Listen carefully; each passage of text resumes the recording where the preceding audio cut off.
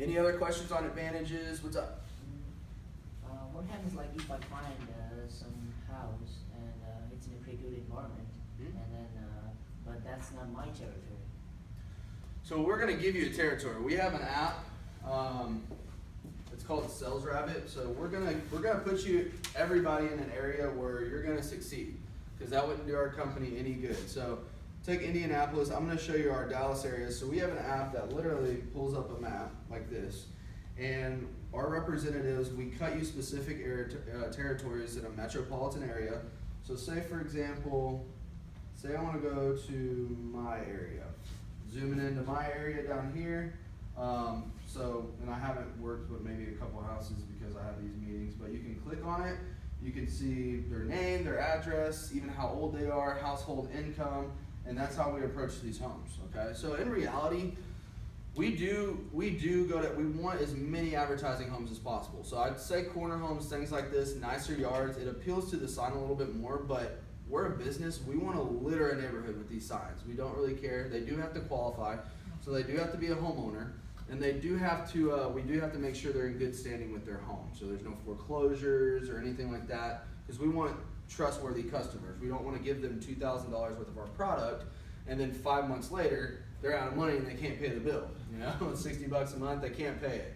So we do a soft inquiry on their credit to make sure that they're in decent credit standing, they're gonna pay their bills, because we are giving them a lot. That's why we're going to Indianapolis, because Indianapolis, Indiana is ranked 10th in residential home burglary and residential crime.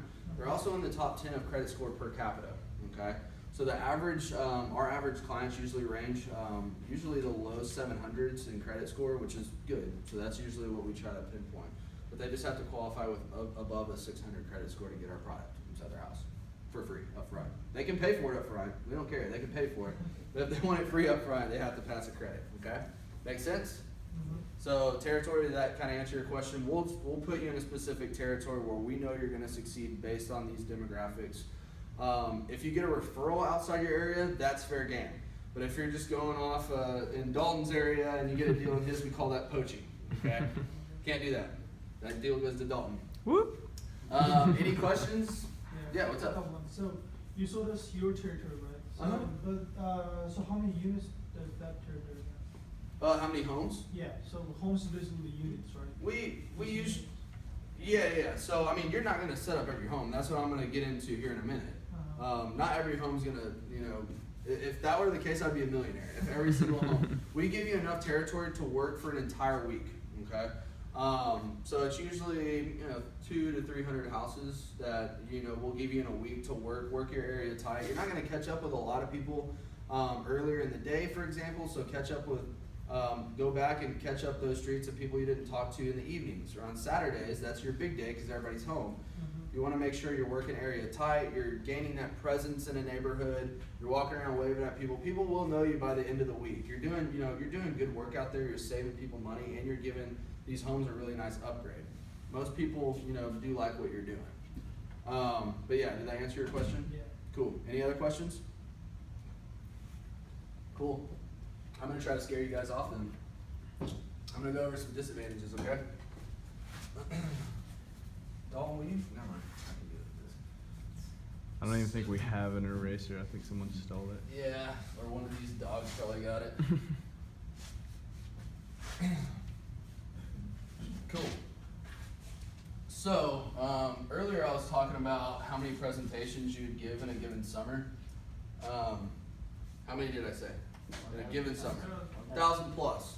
That's going up to homes, sitting in their home, giving them a professional presentation, and setting them up, with security. So that's about 1,000 presentations plus. Now, how many on average did I say an intern would set up in a summer? 45 to 50.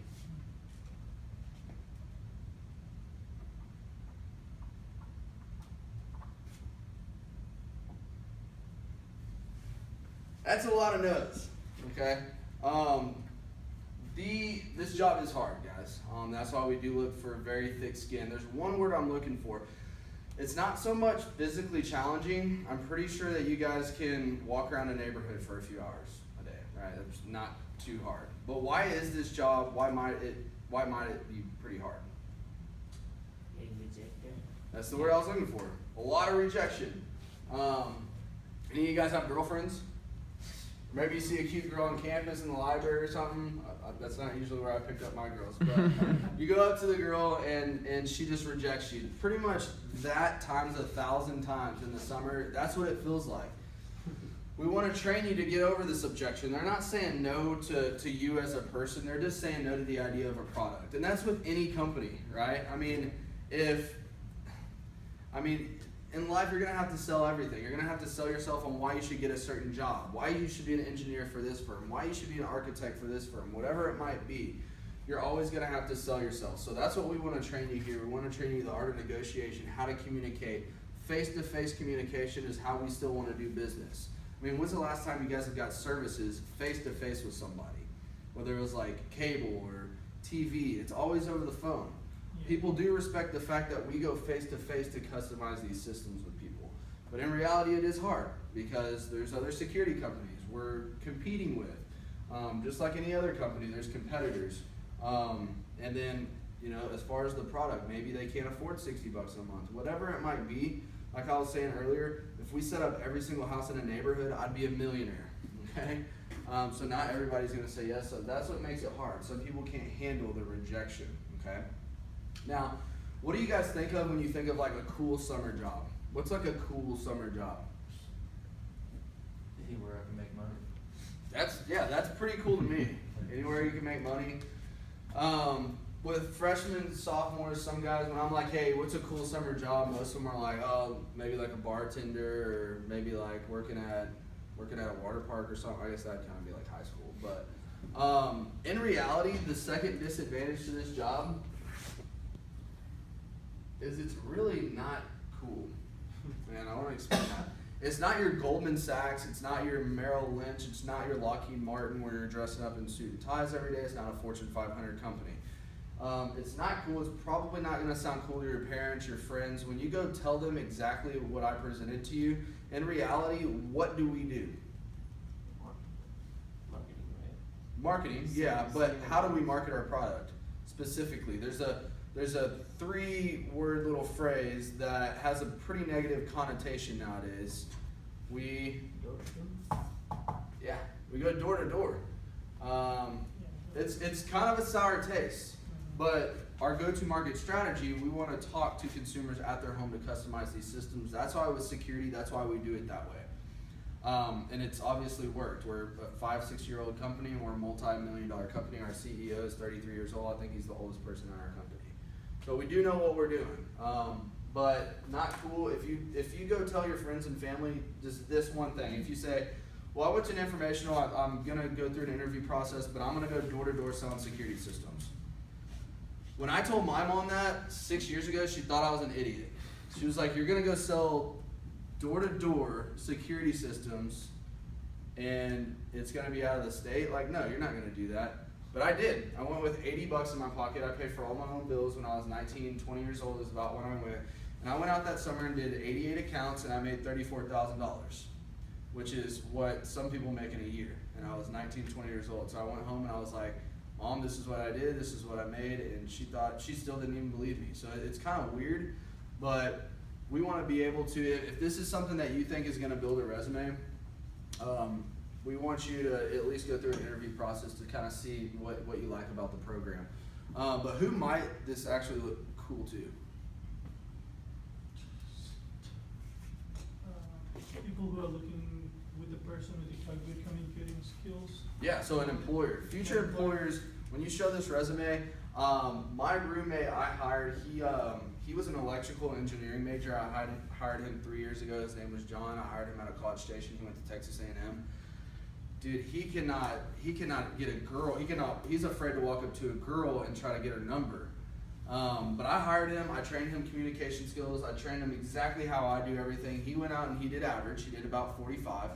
But he's actually working for TI, Texas Instruments, building calculators now, and they actually put him on part of the sales team as well.